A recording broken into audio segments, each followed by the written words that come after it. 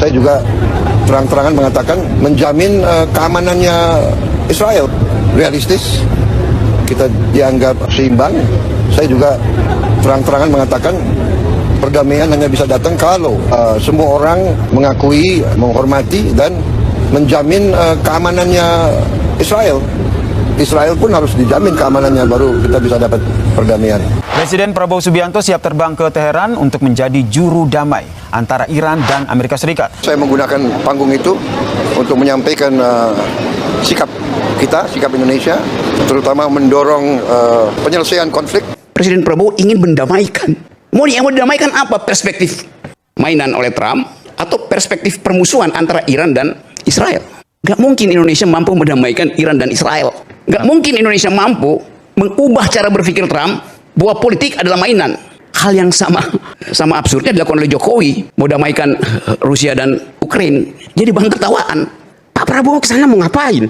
Karena ini mainan, kata Bang Rocky. Kalau kemudian Pak Prabowo ke sana, kemudian terjadi whole state of war, terjadi penundaan perang, ada delay perang. 2 minggu kemudian dimainkan lagi trigger itu dan mereka perang lagi. Menyelesaikan masalah nggak? Enggak. Yakin nggak setelah itu tidak ada konflik lagi di sana? Ini kan tidak menyelesaikan masalah. Yang harus diperkuat adalah konstruksi ekonomi Indonesia dengan berbagai mitigasi-mitigasinya. Kita jangan fokus ke sana. Ini mohon maaf, kadang-kadang saya juga melihat komen-komen di media sosial itu, saya ketawa sendiri. Ini sama seperti ini sama seperti John Key lagi berantem dengan Hercules, tiba-tiba Daus Mini mau mendamaikan gitu. Di board mereka tuh ada siapa saja, itu orang-orang besar mendampingi Trump, orang-orang hebat mendampingi Netanyahu, dan orang-orang besar juga dengan pemikiran besar juga mendampingi Teheran sekarang gitu. Jadi ada rombongan perwira-perwira tinggi, ada rombongan politisi-politisi tingkat tinggi mendampingi presiden. Pertanyaan saya, Pak Prabowo tiba-tiba mau jadi mediator, siapa mendampingi Pak Prabowo? Nggak mungkin cuma OTD dong gitu loh maksud saya. Jadi kalau kita ulas lagi soal-soal ini, kita cuma bisa menunggu sebetulnya akibat dari ketidakpahaman kita tentang jenis politik di Timur Tengah dan konsekuensinya di Indonesia kalau dalam tema ini. Kalau permusuhannya lanjut, berapa banyak piring emak-emak yang tidak ada lagi LPG? Berapa banyak mobil angkutan yang nggak ada lagi bensin karena mahal tuh? Nah itu mesti kita hitung itu sebetulnya. Jadi nggak usah soal-soal analisis perang itu nggak mampu, mending mulai membaca mitigasi apa yang akan kita pakai untuk memperbaiki postur APBN kita tuh. Dan itu yang akan terhantam pertama kali. Itu yang mestinya dibicarakan. Kalau APBN nggak bisa diubah posturnya, masih soal MBG, malah perubahan segala macam itu, ya mak-mak yang bakal ngamuk, mak-mak yang akan angkat perang dengan Prabowo tuh. Real begitu realnya kan? Kan kita bisa baca dari awal tuh. Kalau Hormuz itu 2 bulan aja. 2 bulan? Ya bisa 2 bulan karena permusuhan. Amerika bisa berhenti, tapi Iran dan Israel akan terus. Jadi ini konsekuensinya tuh. Sekarang coba kita bayangkan misalnya, oh ya apa yang mesti dilakukan oleh Presiden Prabowo? Gratiskan listrik. Gratiskan listrik? Ya. Bagi kompor listrik ke mak-mak supaya dia nggak turun di jalan. Real kan? Kalau nggak ada energi alternatif, ya ngamuklah rakyat. Kelas menengah ngamuk. Jadi usulan saya, mitigasinya adalah mulai memikirkan listrik digratiskan supaya efek katastrofi dari Timur Tengah itu tidak menjadi alasan bagi rakyat untuk menghajar presiden karena nggak mampu menyediakan energi. Itu poin pertama. Silakan diskusi itu. Lalu apa kemudian fungsi Indonesia? Nggak ada. Nggak usah masuk ke wilayah itu. Ngapain sih? Nanti Presiden Amerika berganti, mereka juga akan memainkan isu Timur Tengah juga. Mau ke sana lagi? Udahlah, kita fokus, nggak usah masuk ke wilayah pertempuran orang lain, fokus pemulihan bencana yang di Aceh. Fokus kepada shortage-nya APBN, fokus kepada MBG yang acak-adul. Saya udah bicara di mana-mana soal ini. Udahlah, Presiden Prabowo tidak memerlukan stage of Hall of Fame. Nggak perlu panggung.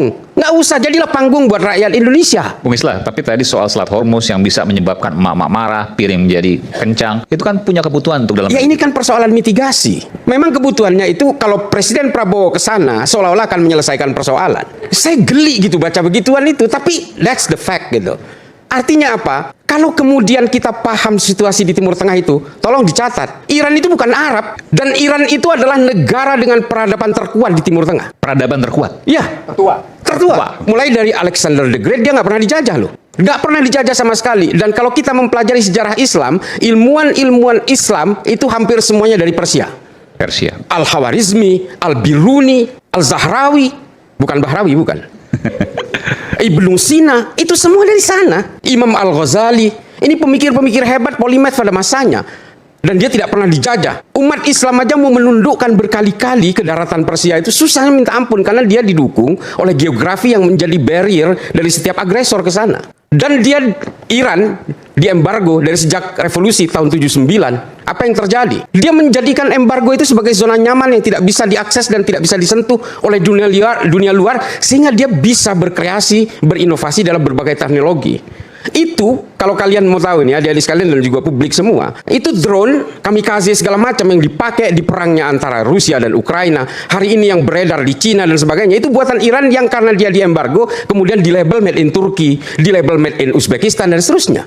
Itu buatan Iran semua. Dan Iran ini memang pintar bermain di wilayah abu-abu karena dia kelamaan diembargo. Artinya apa? Iran ini memang menjadi kerikil dalam sepatunya Timur Tengah bagi kepentingan-kepentingan Barat. Ya, termasuk Israel dan kepentingan Israel di situ. Jadi kalau kita sudah tahu dengan konstruksi berpikir seperti itu situasi di Timur Tengah, ini kan hanya pergantian-pergantian pemain, mulai dari Irak, mulai dari perang Irak-Iran, sampai ke ISIS, sampai ke Al-Qaeda, sampai kemudian hari ini kan mainan-mainan Amerika yang sebenarnya supaya dia menjaga negara-negara monarki yang sebenarnya sudah tidak up to date lagi dengan sistem politik hari ini. Dan ini dimanfaatkan betul oleh Amerika, hegemoni of power-nya di Middle East itu kemudian terjadi. Saya kira itu saja sih kalau saya sih. Jadi adik-adik sekalian, menyikapi ini, jangan terlalu ruwet-ruwet kita. Perang di Iran, perang antara Israel dan Iran dan sebenarnya. Satu hal yang saya minta, jangan hubungkan ini dengan kitab suci. Tidak ada kitab suci yang menghalalkan perang. Tidak ada kitab suci yang meminta para pemeluknya, para penafsirnya untuk membunuh orang lain. Tidak ada. Maupun yang dilakukan. Halo teman-teman, berjumpa bersama saya di Politik Dangi. Ya, ini menarik teman-teman. Ya, beberapa hari ini bagaimana Amerika Serikat, kemudian Israel, bahkan Iran itu melakukan war. Dan ini berdampak ke Indonesia, teman-teman. Orang di luar yang perang, kita yang malah debat sana-sini ya. Nah, kenapa? Karena gini, Indonesia beberapa waktu yang lalu itu bergabung ke organisasi yang dibentuk oleh Trump, yaitu BOP. Saya nggak tahu apa kepanjangannya. Yang jelas itu adalah organisasi untuk perdamaian dunia.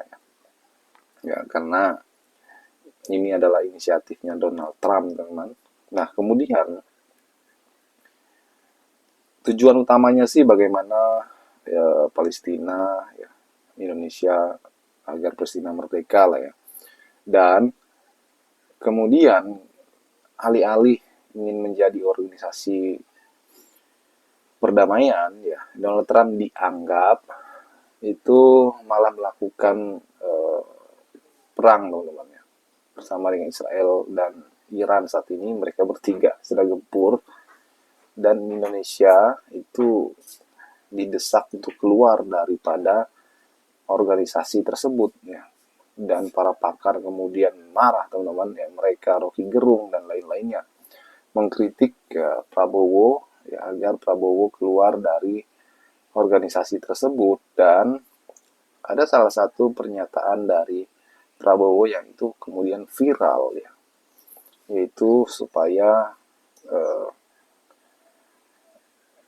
Israel itu aman ya, dan itu menjadi viral di media sosial ya, dan ini juga menjadi perhatian publik. Dan alih-alih ingin mendamaikan ya, Indonesia juga tidak kalah, teman-teman. Bahkan Indonesia sempat ya, ingin jadi juru damai antara ketiga negara tersebut ya, ingin mendamaikan mereka supaya dunia semakin kondusif. Dan ini menjadi kritikan juga bagi Prabowo. Masyarakat mengatakan, bahkan Rocky Gerung juga mengatakan bahwa Indonesia tidak sebanding dengan Amerika ya, untuk mendamaikan ya, masalah ini.